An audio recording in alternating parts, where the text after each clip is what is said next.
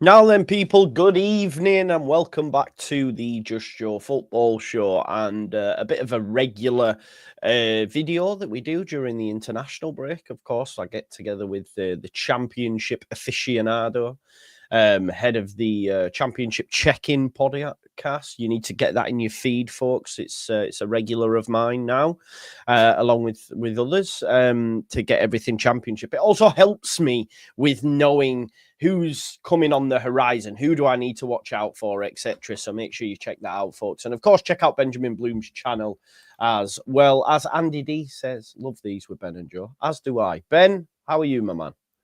I'm good, man. Yeah, nicely chilled out. I've just done a video today, Joe. 4 weeks coming up, 7 rounds, game every 4 days, basically, on average for every team coming up. And that's not taking into account that silly week after Christmas where you get like Boxing Day, 29th or whatever, and then New Year's Day. So that'd be, 10 rounds, won't it? Yeah. So I reckon by the time we next speak, I haven't done the maths. Can someone do it in the comments? We're going to be at round 26, aren't we? And we're going to really know what's going on. Yeah, we are. Yeah, it's exciting. It's exciting times, I think, because Leeds are in a good position. Some would say should be doing better. Mainly Leeds United fans, I think. Everywhere I listen, there seems to be a lot of praise for Leeds United in the way that they're operating in games. But I think a lot of us want to be in top spot, and leading the division from the off, which I totally get and appreciate. Sunderland's been a surprise package. They're still up there. Could they do an Ipswich? And congratulations on your first Premier League win, by the way. How was that, mate? How was that? I'd resign myself to coming on here with 0 wins in the column, Joe. But we said over on the always excellent Blue Monday podcast, the first win will come out of nowhere. It won't be Leicester or Southampton. It will be something weird. And there you go. Yeah. Spurs away. A few Leeds fans have been saying to me, Joe, not quite as thrilling as last year with Somerville and Ruter. Bit more balance and a bit more control. Would you take we should take a nice boring promotion with just beat the entire bottom 9 at home 2-0, yeah? Yeah, I think, do you know what it is, Ben? I think Bielsa ruined football for Leeds United fans. It's an early mention. You've mentioned him within 4 minutes today, Joe. No, but I genuinely have come to this it's not even an epiphany. We were warned by many ex-Bielsa teams that you become Bielsa widows, because I think back to pre-Bielsa, if we were doing this, we'd be calling it boring. I would argue not. No, absolutely not. No, definitely not. We're dominating games, defensively sound, and we do create chances. Now, in all the key metrics, we're up there. The real problem is conversion rate. Leeds are not converting. We've said this every time we've been on. Exactly. Leeds will sign a number 9, or Leeds will bring a number 9 in January. It does. I know it seems that obvious, but when you look at Farker and Pookie at Norwich, and go figure what happens with someone who just literally stands on the last man and runs in behind scores basically every game. Exactly. And in some games we've had that with Pirro, more so when he's coming off the bench. Right. When he starts games, if we're struggling, I don't know, you can sort of tell within the first 15 minutes whether or not he's going to have a good game or not. It's like we need an in-between Joseph and Pirro. You need so, Joe, tell me, if you're at or close to 2 points per game going into January, do the Leeds higher ups say, A, we must get a striker now, get us over the line, just add to the squad? Or do they say, B, we don't need a striker, we've got 2 points per game? What do you think? I don't think they'll get a striker. I'd like them to get a 10. Aaronson's been phenomenal, but I think they'd probably in terms of assists and goals, that Pablo type, player that plays in there, because Aaronson is key to what we do. His pressing's phenomenal. He's everywhere. But even, Farker's mentioned about trying to get him to stop going out on the wings, etc. I think he just wants that number 10 that's going to operate in there. And Joe, doesn't that say it all? That last year we were talking about Ruter, who was bonkers, and you didn't know what he was going to do next. And you're telling me, well, you see, Ben Aronson's excellent. He's really good defensively, and he presses ever so well. That kind of sums up why you would have been so much more exciting last year, and you're just very efficient this year, right? Yeah, no, exactly. We are. And I think what's frustrating for me, I don't know if you see this from Leeds fans at all, Ben, but we drop points and it's like the world's about to end. And for me, it's like, come on, we need to try look at the bigger picture, but I just don't like the way that everybody's ready to throw the baby out of the bathwater as soon as we drop points. You can't win them all, can you? And Millwall's very tough. Look at Millwall. How much of a surprise is that for you, seeing Neil Harris going there and sort of like play the Millwall way? You know, you've got, that is their way. And I mean, do you think they could get the playoffs, mate, with the form that they've been on, just out of interest? No, but it's a great run, isn't it? And I'm sure when we go through sort of who are the form teams, and I think literally someone check in the comments, but the block of the last 6, I think Millwall are 1 and Leeds are 2 for the last 6 games in the form table. But can I push back a little bit, Joe, on the I know sometimes we say it about Leeds because the fan base is so intense it can be a bit over the top. I do have some sympathy, though, particularly, I mean, it's very easy. I can give you 4 points straight away for the games against Portsmouth and the games against Sunderland. They're not even strange drop points. They're ridiculous drop points, aren't they? Where you're like, the team, and it's where I feel a bit sorry for the manager. I mean, people always think it's just the Daniel Farker apologist society when me and you get together, but I know we're both fans of him. But you can't really blame him for those 2 games where the keeper throws one in the last minute or last seconds in one, and you had enough chances to win 10 games against Pompey on opening down. I know ifs, buts, and maybes, and I know someone will say in the chat, you can't win every week. It just never happens. You know, it never happens. But Joe, I do understand the frustration in terms of Leeds don't just throw points away by being slightly unlucky, do they? They do something completely mental, don't they? Exactly. We don't do things by halves. And that's where I come back to, you know, to be honest, me and Ben were just chatting off air and he said Sunderland are the best team in the league because they're top of the tree. And I had a debate with a fellow Leeds content creator because I don't go along with that notion. And that's my argument, Ben, is that are we saying that because Melier dropped an absolute clanger, now Sunderland are better than us? Do you know what I mean? I know exactly what you mean. Joe, I did a video today about the run-ins, and I actually totally agree with you because I did it by league table, and then I made the point that's if you believe that the league table is the best representation of current form, and then I also did the XG table and the form table, and I think the clear one is Cardiff at the moment because Cardiff by the league table are the 3rd worst team in the division. But they're not at the moment, are they? Because they've changed the manager, or you know they've got an interim manager in. They've had a good run of fixtures. You're not telling me that there are 21 other teams better than Cardiff to play at the moment. So you're right, and I think you have to give the flowers to Sunderland for an amazing start. And you got to remember as well, Joe, Sheffield United would have 33 points if it weren't for the -2 as well. Yeah, no, it is a fair point. Now, just on Sunderland, so they've drawn the last 3. Is it as simple to say that's because of Job, because they get him sent off, and then and now they're dropping points? What do you put that down to?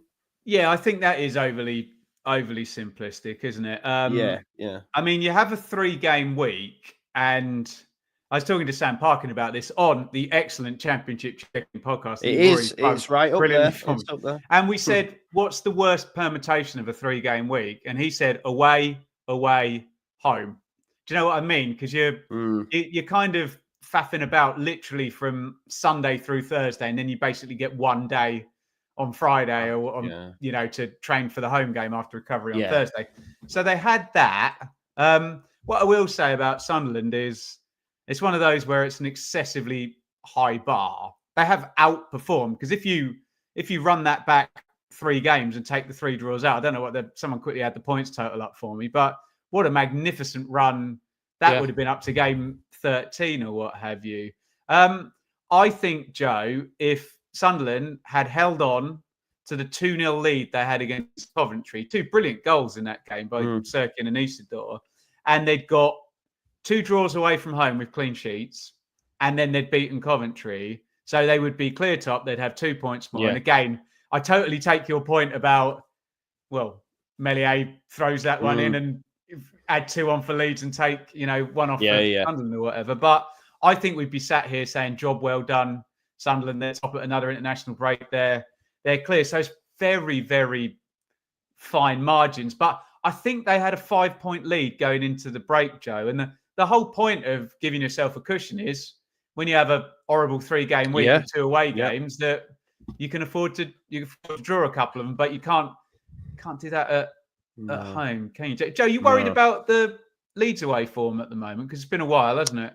Yeah, it has. I'm not overly worried, mate, if I'm being totally honest. I know that seems to be something that a few people, like say, I'm a Farker apologist within the fan base, and whenever we lose, mate, best believe my comments get absolutely battered. It's like because I'm maybe one of the vocal ones. It's like I get the lightning rod for it. Yeah, it feels that way at times. But yeah, I think that has been used and rightly so.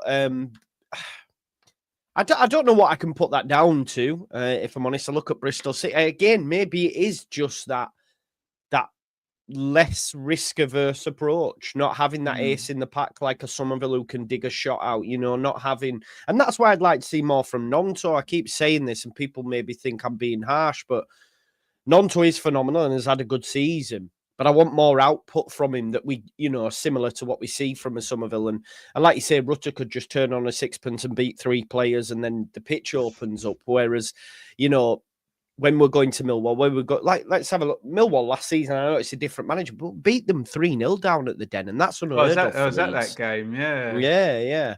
Yeah. So Bristol City was a shite, and West Brom was tough. But I think maybe Farker looks at that and goes, get a point away, win at home, and that seems to be what we're doing at the minute. So that was Joe. That was exactly the point I was going to make when Ipswich were in a promotion race against Plymouth, and if you think Leeds' home record's good, Plymouth literally, I think they won something like 17 out of the first 18 games in that one. And they weren't actually that good away from home. Got 101 points, mate, with a, not amazing. If you're just constantly...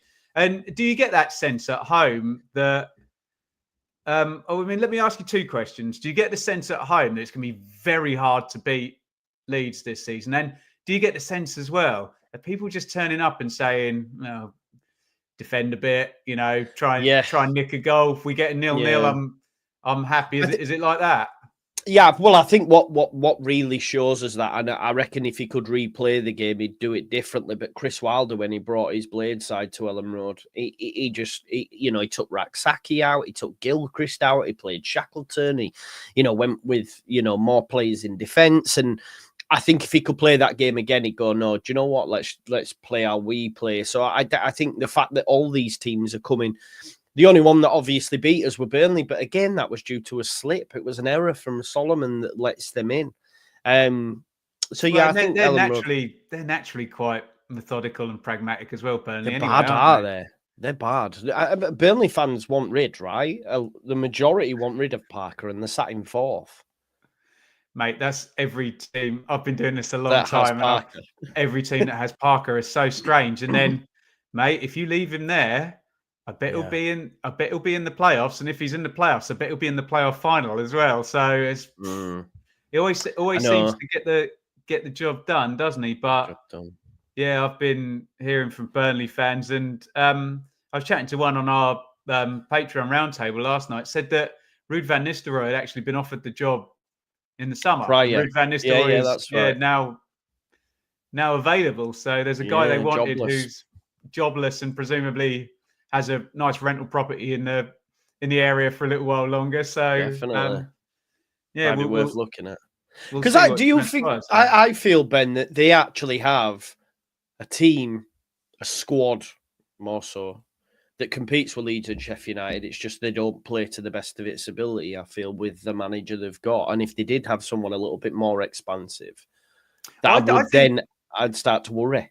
I'd even raise you, Joe. Certainly before the big exodus, I think it's probably better than, in terms of maybe. how many, if you judge it on how many players could you sell for loads of money, probably Burnley had. I know that doesn't necessarily mean it's the best squad, does it? And I know Angus Kinnear has kind of said that Leeds squad is pretty well remunerated at championship level, and there's a lot of quality in it. But I mean, you got full French international in there in defence for Burnley, and there's a lad that went to Tottenham as well. Can't remember the lad's name. Someone will put it in the comments. But had some.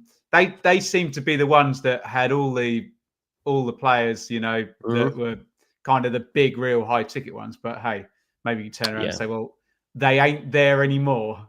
No, they're not. And do you know what? Just on that, because we touched just briefly on some of the relegated teams. What about Luton? Like for them to be sat in 21st, to be honest, I thought they would have sacked him after Middlesbrough. I thought that's it. He's done. He's still in situ, I believe, Rob Edwards. There's no. Well, Joe, if you're gonna fire somebody in the international break, you do it on the first Monday, don't you? Although we did have that ridiculous one where Stoke went through the whole international break, wait until the Monday after, and then fired Steven Schumacher. It's a difficult one. I live near Luton, so I've got a bit of a soft spot for them. And I know you're quite a big mental health campaigner. When I see Rob Edwards at the moment, I'm like, that guy is stressed out. He's got big bags under his eyes. And he was the guy that, all the female football fans were like, oh, they loved him. Yeah. Handsome manager. And I'm looking at him and I'm thinking, man, you've got the weight of the world on your shoulders. But when we think about Luton, Joe, we think about very sensible, tend to make, if they make 10 decisions, 7 of them tend to be good ones. 2 of them are in the middle and there's one bad one out of 10. I don't know. I think they'll hold on. But do you think? I mean, look, if you're a Leeds fan and there's a year 1 parachute team come down and basically crap the bed, you're like, happy days. Keep them as far away as possible. 100%. And I mean, you tell me, Joe, Leeds 29 points, Luton 15. Luton ain't making 14 points up on Leeds. No way. No, definitely no way. Not. Not in 31 games. No way. No, definitely Believe not. that when I see it. Yeah, exactly. That would take both teams to do something pretty epic, collapse. And I mean, if anyone can collapse, it is Leeds United, as we know. But yeah. They actually play Hull next, and I did my White Rose Rivals pod earlier on, which is a Yorkshire-based podcast, just looking at the Yorkshire teams. And have you been surprised that, again, another manager, Tim Walter's still in charge? Because he's been having a go at the fans and all sorts, hasn't he? Which is mad. And I wonder if now that owner's looking at Racine over in France, thinking, "What have I done?" Where's Racine work, Joe? He's at Strasbourg in France. Is he actually? He's in the Chelsea ownership's model. He's there. Oh, okay. So, better than me on that. Do you know what? Because the Championship is completely inverse logic. Tim Walter seems crazy. Mr. Ilachali, the owner, seems crazy. So he definitely won't sack him because you think it's the most obvious thing in the world that is going to be a big clash. If you look on the XG, if you believe in that stuff, they're making a lot of chances.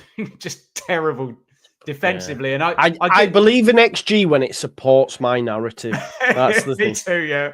Me too. No, but I know you can argue as well, Joe. Oh, it's very easy to say a team making a lot of chances when they're clearly way too open and then conceding a lot of chances because they haven't got the balance right. But Sam on the check-in did Norwich 4, Hull 0, and he was a bit concerned about, like Norwich are a kind of seasoned Championship machine and just showing up and being so open there. But again, Joe, it's when we talk about the playoffs, there's another one that if you're going for promotion, you just want as few good teams up against you as possible. It's another one that could have been in the top 10, could have been an absolute nuisance, and they're just not playing well at the moment, are they?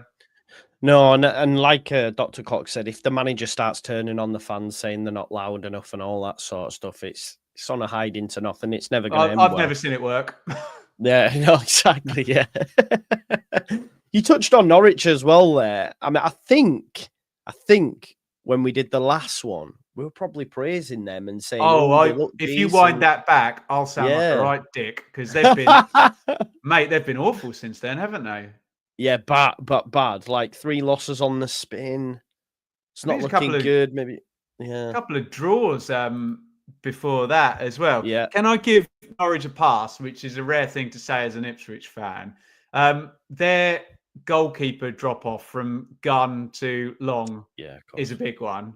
He's injured. Yeah. I think they had their whole central midfield injured, and Sargent's very good as well, and he's been injured. So he seems to always be injured, doesn't he? Well, that's a fair comment. Yeah, he does seem to. I think he's excellent. I think actually as an all-rounder, he might be your guy. He might be your best all-rounder in the. We actually, we spoke about. I said I would have been on board with him coming if he was fit and stuff. I actually think he's decent. Yeah, but it's just, can you stay fit? Do you know what I mean? It's difficult, isn't it? So I'd give him a bit of a pass, Joe. But we were sat here last time saying, "Oh, Norwich look good," and I'll still maintain Sainz looks absolutely brilliant, doesn't he? The winger, he keeps pinging one in from 25 yards every game. So there's definitely something there, but you can't afford to have 2 points in 5 games, can you? That's that's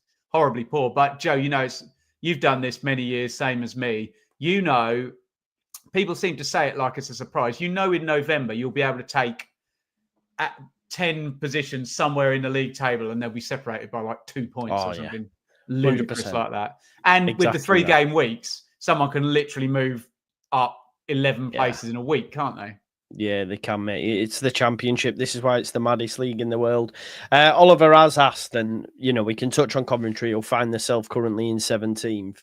What do you make to this Mark Robins sacking? Because it's not been met, and especially, I'm not his biggest fan.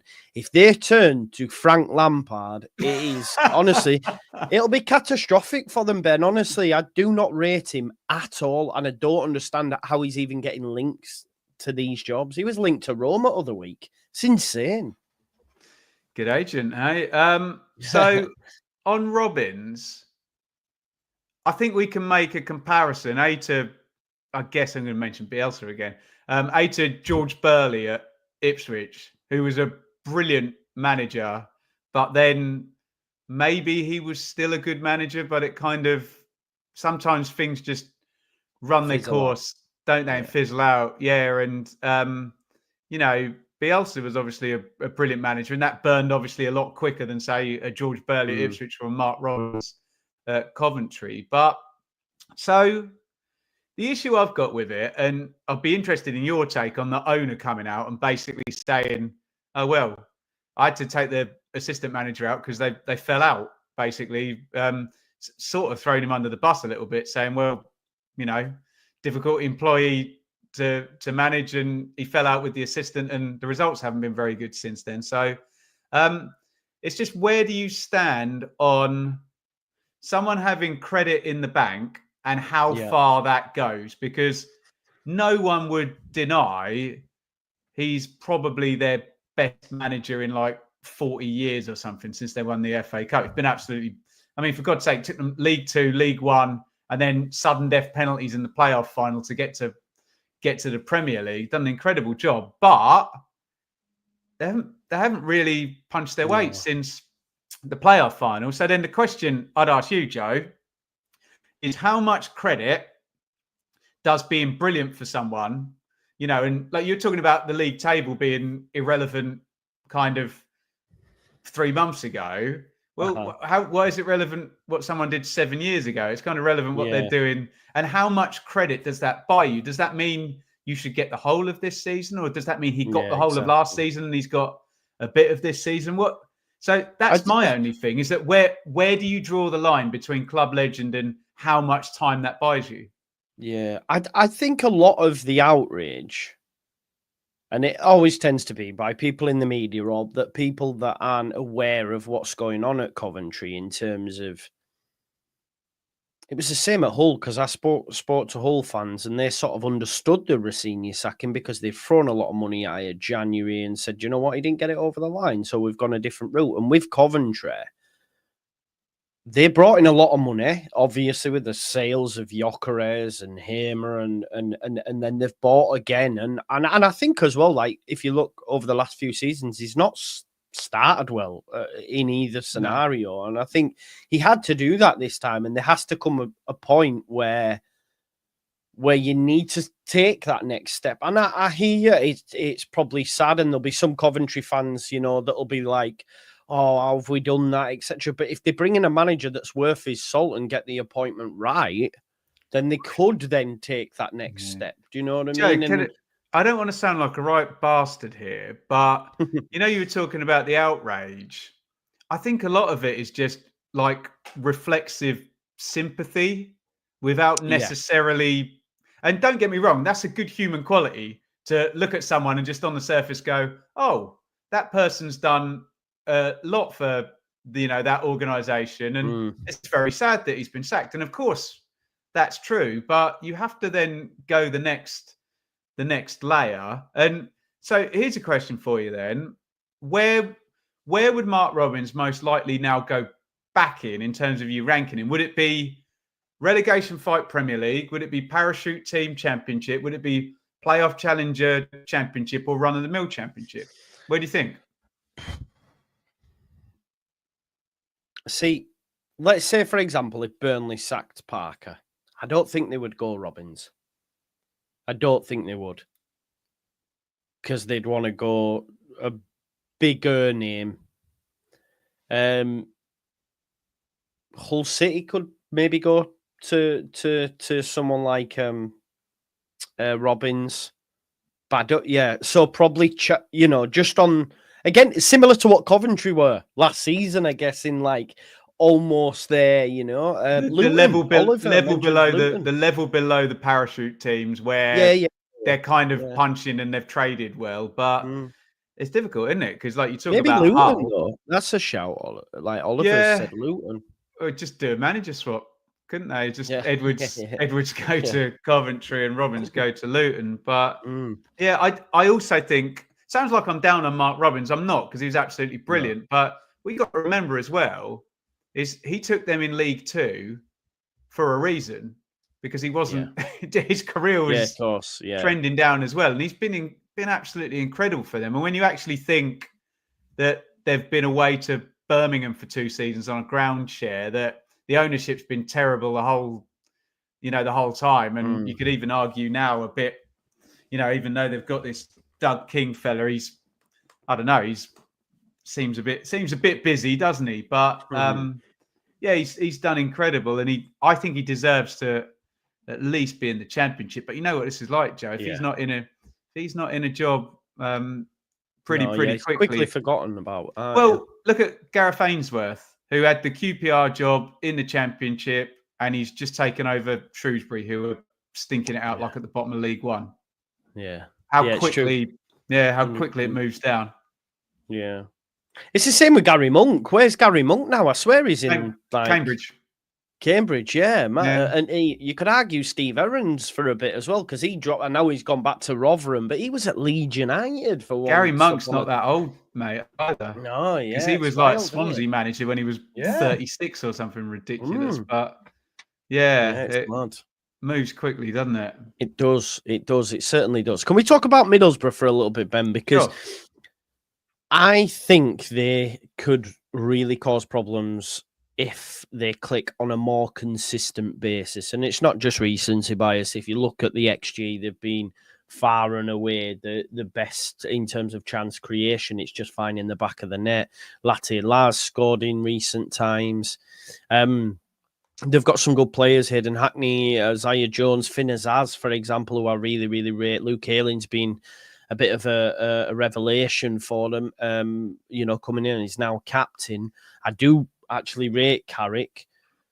Do you think that they could challenge? Because I genuinely am concerned about playing them in a few weeks, not least just because they battered us in the cup, but there was a lot of context to that. But yeah, I think they're the team that could come. I don't know if you could say out of nowhere because they're outside the playoffs, but I think if they get it right, if they do find some consistency and they've won 2 on the spin, beating QPR and Luton, which are teams down there, but they've scored 9 goals in that time, which is, maybe they will start to click. What are your thoughts on Middlesbrough? Yeah. Let me talk about Middlesbrough, and then after, can we just go to a wider conversation? Because it's important to kind of register who are the teams in for the autos. Because for me, there's either 3 or 4 in for the autos, and then we can talk playoffs. But I'll get your take on that in a minute, Joe. But in terms of Borough, it feels a little bit like Stoke in there, and not quite like Stoke, but with Stoke, you spend the whole time, they win a few games, and you're like, right, here comes Stoke. Here they go. You're going to be in the top 10 now. They're going to be great. And Middlesbrough a few times this season, I've been like, right, here we go. Good squad, good manager, did really well 2 years ago. Like you say, the underlying numbers are absolutely fantastic. God, 3rd for goals per match, top for XG, 2nd for shots on target, 4th for big chances missed. They're high up in the passing stats as well. And I know you'll have some old school fans in the comments, rightly so. They'll go, how many games have they won, Ben? Where are they in the league? Which, obviously is the end point of the discussion. But the other thing as well, Joe, I've said a couple of times on my Sunday Hot Takes video about Latte Lath, oh, that goal was like Ian Wright. And I've said it twice. And I'm like, if you've got a striker in the Championship where I'm like, he's doing stuff that Ian Wright used to do, you're like, if this guy gets a run, stick him in the Leeds team and see what happens. Yeah. So I don't know, mate. Honestly, I don't know what's stopping them having a monster run. Because if you remember the year they got in the playoffs, so you would have been in the Premier League then, so you might not have been following as closely. But what we had was Burnley won it at a canter. Sheffield United were kind of functional and just decent enough with the sort of year 1 parachute, or year 2, it would have been then parachute money to get 2nd. And then it was just an open door. So some would argue they were the kind of beneficiaries of the league not being good. If you look, it was that was the year Luton and Coventry were the playoff final, and everyone was like, oh, hang on a minute. Where are Norwich and where are Watford and, all the supposed bigger teams, etc. But that season, he went on a hell of a run where it was like they were in title-winning form for probably 14 or 15 games. Can you realistically see them having the consistency to do that, Joe? Well, not 14, 15 games, but I think they're what? They're only a point outside the playoffs. True, maybe. It doesn't need to be that long, does it? No, not yet. I wouldn't have thought so. West Brom perennial draws and that, but yeah, I just definitely think they're one to watch. I look at the rest that are in and around Millwall, Blackburn, Bristol, Swans. I'm not concerned, but as a Leeds fan, I look at Middlesbrough and go, oh, I think they could make a charge if they do find some consistency. But it's just whether they do. Tell me, Joe, to my point then, I'm looking at it right now, and this is great credit to Sunderland because for me, they've kind of come out of nowhere. I think Leeds, Sheffield United and Sunderland are very good. I think Burnley could be very good, but they're not. Yeah. And then West Brom have got a very good manager, but they're a bit dirgy. Watford are really punching. I kind of rate Middlesbrough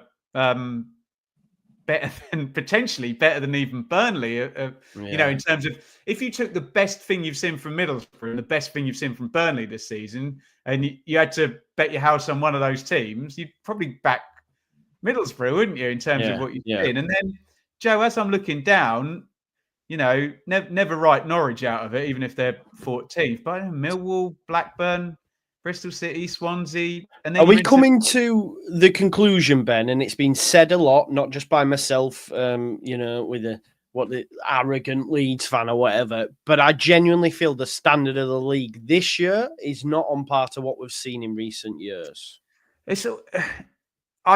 I can see how you could win that argument. Yeah. And we have to define about the standard of the league, because is a good championship like 2018-19, where you have probably 7 or 8 pretty damn decent teams, as well as Wilder, Farker, and Bielsa right at the top, and Grealish with Villa and Thomas West Frank Brom as well, obviously, would have been at West Brom, Brentford, sorry. And Derby with Lampard Yeah. and the low knee lads?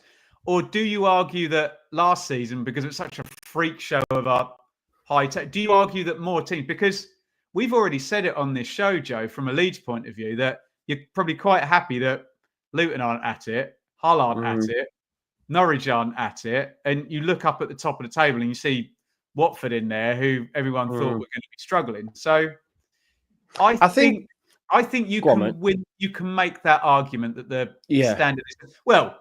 And look at Leeds in isolation. I know it's not all about Leeds, but Leeds fans love to make it all about Leeds. But they're a team that probably aren't as good as last season, but they're at a level of 2 points per game. Despite that, sorry, I overtalked you. Then what's your take? No, it was. I think the difference this season is anybody can beat anybody. Whereas last season, even when we won a game, I'd be checking the rest of the scores, knowing Ipswich had won, all of the top four were going to win, and Southampton had won. Whereas this season, there's no guarantees, I don't feel, with anybody, because the league is like it would like you mentioned. It was them 4 last season, and everybody else taking points off everybody, weren't it? The top 4 was sorted, and there was 2, and then West Brom, and then it was like we're fighting for one spot here in the playoffs. I feel this season.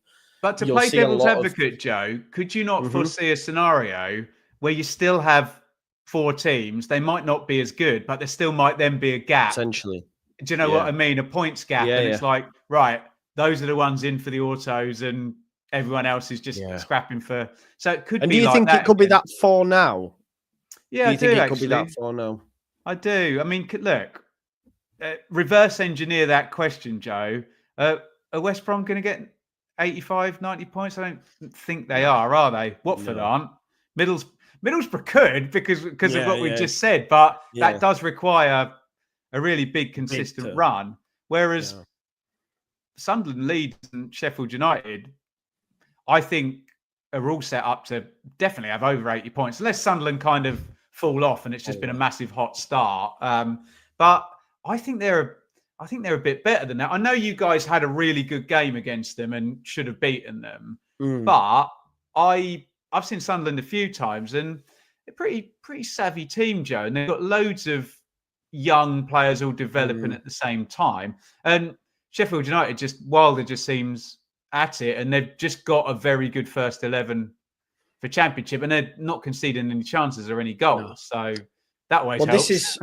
Yeah, exactly. And on the Sheffield United thing, when they had that 2-game loss, Leeds and Middlesbrough, I was like, oh, hang on. But he's turned it back around. They've got 4 wins on the spin.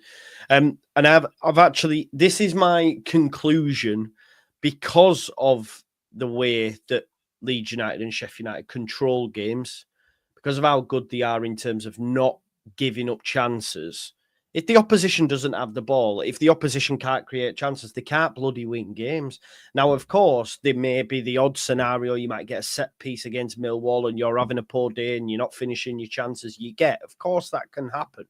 But over 46 games, I feel that Leeds United and Sheffield United will be the top 2. And that's where I'm at. And to be honest, I'm not asked for the league, but I would like it, of course. But the standard of the league, the players Leeds United have, all the metrics, like for me, Daniel Farke has to win the league. Or not has to win the league, has to get us promoted. We must. Like, you can't, for me, Ben, looking at everything considered, it'd be a monumental failure if Leeds United didn't get top two. I genuinely believe that. Like last season, there's a lot of context. There's the upheaval. It's a freak season, wasn't it? Freak season. Like I say, you've got 3 teams on 90 and 1 on 87. You know, 1 win away from being 4 teams on 90, which I don't think you'll see for a very long time again. So I just think we have to. And I'm convinced we will. Us and Sheffield United, if I'm honest. I can see that argument. And I mean, you talk about the standard of the league, and I mean, if I throw it out there, so who have Sunderland dropped points to the last week? QPR, Preston, and Coventry, Joe, who are 24th, 20th, and where are Coventry? I can't see it. And 17th. 17th. So, yeah. you know, we're talking about a team that's had a really hot start that I'm calling a really good team that's in the auto race, and they haven't managed this week to beat 17th, 20th, or 24th. And as you mentioned, even to, you know, criticise Leeds, who haven't won an away game for, you know, 4 or 5 games or what have you. So, yeah, it doesn't feel like there's an amazing team. But if you're correct that the whole standard is a bit lower, then someone will still score 90 points. It will just be easier to do that, right? Mm-hmm. No, yeah, I agree. And I think, and I've been saying this, that we will be we should be the team that creates a gap. We should be. Yeah, go one goes out on their own, and then you get the other 3 fighting for second place. That was how it was when you got promoted last, wasn't it? You were out in front, and it was, I think it's West Brom and Fulham and Brentford fighting. So yeah, it could be exactly like that, couldn't it? Mm-hmm. It could be, and I hope we are that team, because I would rather a 3-way tussle for 2 spots as opposed to being one of the 3 chasing second spot and say Sheffield United run away, because then there's only 1 spot available for all us, and Leeds can't do the playoffs and stuff. So yeah, but I'm maybe if you're right, Joe, it could be that you don't have to be that good, and you know, you're talking about ridiculous runs. I mean, God, remember the Leeds run from January last year, and it seems impossible that a team could have gone on that run and not got promoted. But there were 2 teams with 97 and 96 points or whatever it was, which is absurd, isn't it? But that's where I do agree with you that it's a very intense fan base, and as much as it's annoying to lose to Millwall, if it's in the middle of a 3-game week and you win the 2 games either side and you bank your 6 points for the week, you're still going to get promoted. Yeah, exactly. And like the Millwall result, they were flying. They were absolutely flying. I think they're unbeaten in 6, 7 now, maybe. If you have a look over that, bad time to play them, wasn't it? Yeah, really bad time to play them. Yeah, I mean, they're just beaten Burnley, and then they play Leeds United, and they get that one, and then they go play bloody Stoke and draw. But it is what it is. I think they're in really good form. It'll be interesting to see, because I think, like Sunderland come back, they've got to go to Millwall, so that's a real tough test for them after the international break. Here's an interesting thing, Joe. So again, it feels like I've plugged this video about 5 times today. I'm not just on my sales pitch, but you'll be very pleased to know that when I analyze the league table and put it through my nerdy spreadsheet, according to league tables, which you rightly kind of a bit skeptical about, and I'm kind of with you there, Sunderland have the hardest run of games up until Christmas. If you look on average league position, it is fairly well stacked, because you're right, they go to Millwall, then West Brom, and then Sheffield United away. So literally in that's rock hard, isn't it?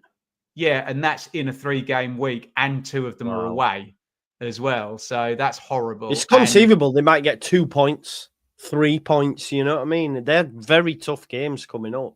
Oh, mate, totally. And that's what kind of padded that statistic of their run being the hardest, because it's like, what, a Millwall like 7th and West Brom are 5th and Sheffield United are 2nd. So that's very How's tricky. Leeds United looking? How are Leeds looking? They were good. They were actually joint top on the form one. So in terms of form, Leeds have, if you analyse it on the last 6 games, go and check this video out on the wonderful Benjamin Bloom football channel. Yes, By the way. do. Yeah, And we won't Leeds, talk it. We won't talk about it anymore. We'll send no. people But over. Leeds were tied with Sheffield Wednesday for easiest run, which is Right, okay. which is good in terms of form. And it came out, Joe. I think it was like 9th. So Sunderland's average opponent, or Sunderland. Let me reword that. Sunderland's opponent on average coming up to Christmas is a 9th place team. And I think there's a lot of games, isn't there, during that time? Yeah, and to put that in context, I think Sheffield Wednesdays, who had the best run, it was like 15th or 15.8 or something. So you're constantly playing the equivalent of a. So I know that'll all change, but we can only go on the data that where it is now. Data that we've got now. So, I mean, I can see your lads in the comments going, "Yeah, Bennett's Leeds will f it up somehow," but it does look kind of nice. And thank you, Duncan. It does look nice and calm and dare I say, nice boring run through. Nothing epic. Bang those points out at home. Keep the distance. And if you're correct, Joe, which you might be totally right that there aren't that many. A broken clock's right twice, isn't it? You know, a blind squirrel finds a broken clock in the Pope's Catholic. Yeah. You might just be able to knock out a sensible number of points, and gradually everyone will fall away. We'll see. Yeah, I hope so. And hopefully Sunderland start with them next 3. That's absolutely huge. That. Yeah, I did not know. Them 3 games are really hard. Millwall, well, two of them being away is not. Also, Joe, Sheffield United away, or is that? And Sheffield United away, and it's the Friday night, so you've got that horrible squeeze. I was talking about.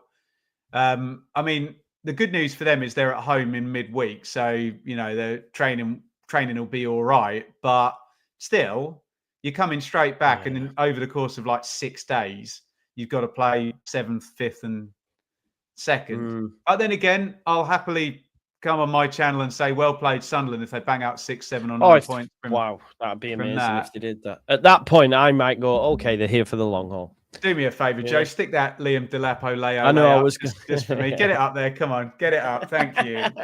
I'm so fickle. I've defected from Nathan Broadhead being my favourite player to Liam Delap in like the space of 11 games or whatever. What a player! I watched your game. I watched the game against Spurs, to be honest. Not least because, good, mate. I can't lie, I did have triple captain Son. I had Son, I had Solanke, and I had Brennan Johnson. I thought they're going to get battered, and then I was like, "What's going on?" Were you impressed with our housery? We were a bit narky, weren't we? Sitting down, do you know and stopping the game. Do you know what I am? I don't know how you feel about this, Ben, and you might not want to share, but I'm sick of Sky Sports just showing me Ed Sheeran every bloody time the ball goes out. There's no point. Like, we get it. We know. Don't show us at every opportunity. Mate, in the press conference, and McKenna's obviously like cringing. And like it's a guy from a big newspaper as well. He's like, I heard Ed Sheeran popped in, Dirty Day, and Kieran changes the subject. So what did Ed have to say to the team? He changes the subject. And then he comes back one more time. He goes, so just to confirm, did he come in before the game or after? You're like, this guy's just won his first Premier League game as a manager at the club where, he kind of was a player. And look, we love Ed, and he's been brilliant for the profile and everything. But Ed himself would be cringing at that. It'd be like, make it about the players. But that's the deal, isn't it? Yeah, he was actually born in my hometown and then moved straight down to Suffolk. So, oh really? We can't. Yeah, he was born in Halifax. Yeah, his dad's from Halifax. Unfortunately, we can't claim him though. You know what I mean? So yeah, I'm a little bit good about that. Oliver says, "Where on the confidence scale of staying up are you, Ben? Can you now you've got that first win? Maybe like 2 out of 5, 2 stars. Maybe it's so hard. I mean, you're Leeds United.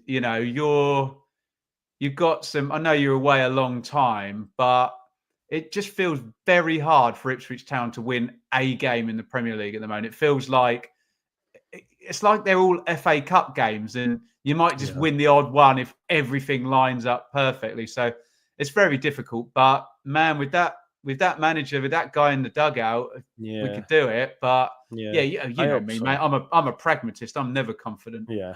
No, I hope so, mate. Anyway, because my worry is that we're just going to see 3 promoted teams Pathetic, get isn't it? relegated. Yeah. 3 promoted teams get relegated. We need to start. Yeah, that needs to change. Otherwise, the gap's just going to get bigger and bigger. And that's why I'm buzzing. I'm seeing Forest doing what they're doing, buzzing Villa doing what they're doing, Bournemouth. because Bournemouth as well. Yeah, Iriola, what an appointment that was, you know. Yeah. Wasn't he linked with Leeds? Yeah, Yeah. so was Arnie Slot. Was he really? So, yeah. So you've done all your Arnie research on these 2 fellas, and now they're at Liverpool and Bournemouth, eh? Adoni Iriola and Arnie Slot were both linked to Leeds. And we ended up getting Javi Gracia and finished the season with Big Sam. So, yeah, there you go.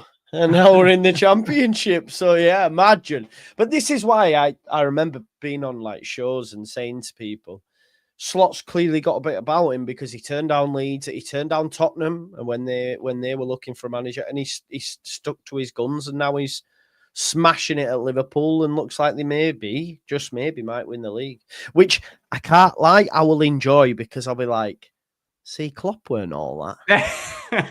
So talk to me about managers, Joe. I'll throw a few at you who are possibly outperforming Farker.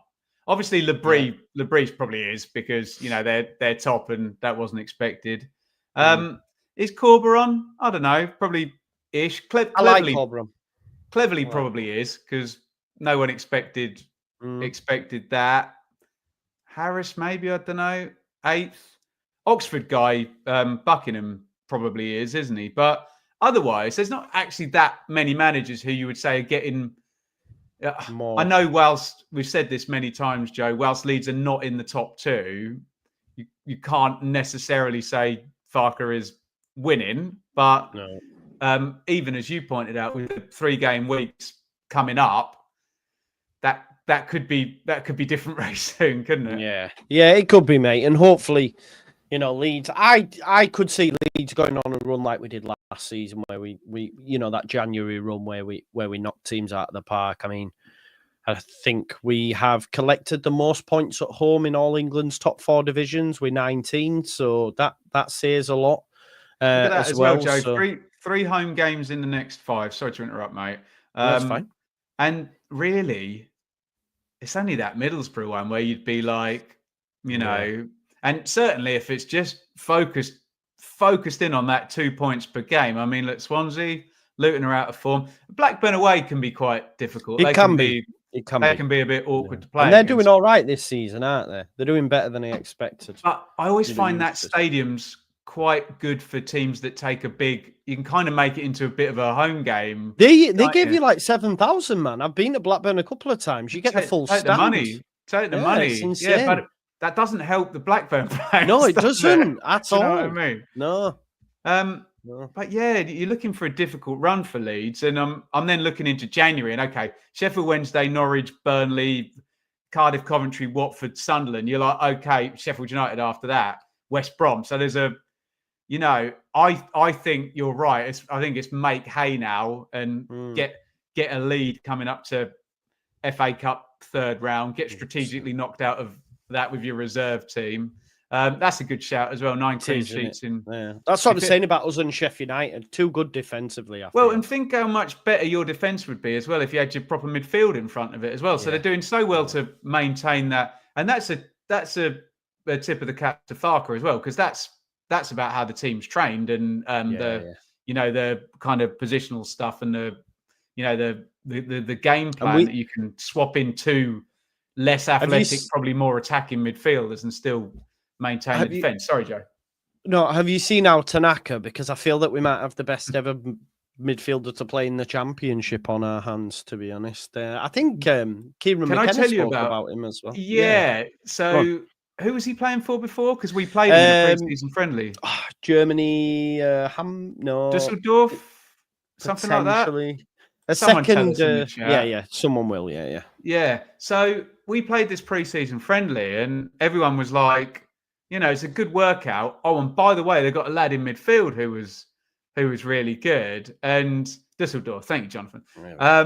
And it was one of those where it's like you come up against a good player, and can you sign him or whatever? But at that point, I think Ipswich were looking at other parts of the pitch. But yeah, I'm very aware of him, and let's just hope he can get through a Championship winter, because he looks a player, doesn't he? God. Yeah. So to be honest, it's funny we've gone on to him because a regular watcher of mine, Helen, has just sent me this. Now this is FB Ref, obviously. It looks at the data.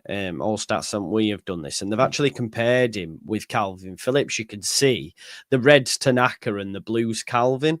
So I know it's still early days, but he does look like a real finder. And I think if Leeds United don't go up, he'll be away. I see someone, because of how data-led things are. Brighton will already have their eyes on Al Tanaka. Yeah. Do you know what I mean? Like, Brighton will be like, right, we got the next one. We took Rutter. He's one if they don't go up, So, yeah. And do you think now the kind of Asian, I know he came from Germany, but the Asian market, it does feel like we have these little fads of Germany, Scandinavia or whatever. Everyone seems to have a good Asian player now, don't they? As well, that seems to be the one that everyone's exploiting now, doesn't it?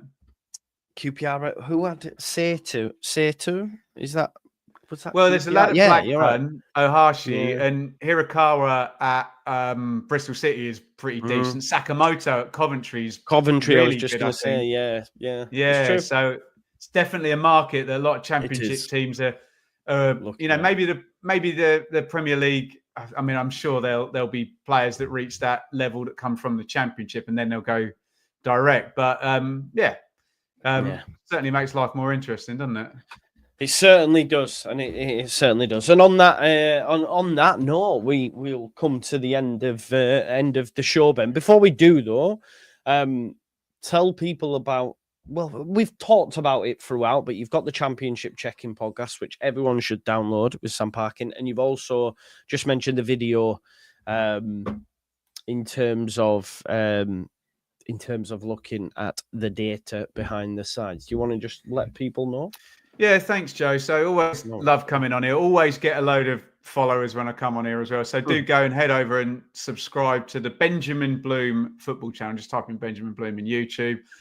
We're really lucky to have Sam Parkin. So if you've been watching Sky, he's had a few of the Friday night games as well, which I'm super made up for him as well. I'm biased. I think he's the best ex-pro analyst. I know people always have a go at the guy on co-coms, don't they? But, Sam's our guy, and he's on with us each and every Monday, unless it's a 3-game week, and we'll be on Thursday. And then there's just lots of other Championship stuff. And what I would recommend, Sunday hot takes. Obviously, if Leeds have lost, give it a swerve, But if Leeds have won, probably every Sunday morning we'll be saying nice things about Leeds if that's your jam, or if you just want to hear the truth, watch all the other videos as well. Where you're your ego massaged there. But Joe, as always, mate, thank you so much for. I really enjoy having you on, Ben. It flows really easy, and I'm sure if anyone's got the counter, I've probably only interrupted you 17 times this hour. So I think that's quite good for me. I'm the worst. I'm the worst for it, though, as well. I think I do it really bad as well. But hey ho, it is what it is. Listen, folks, make sure you go check out Benjamin Bloom. Listen to the Championship Check-In podcast. It's my son's 6th birthday tomorrow, so I don't think wonderful.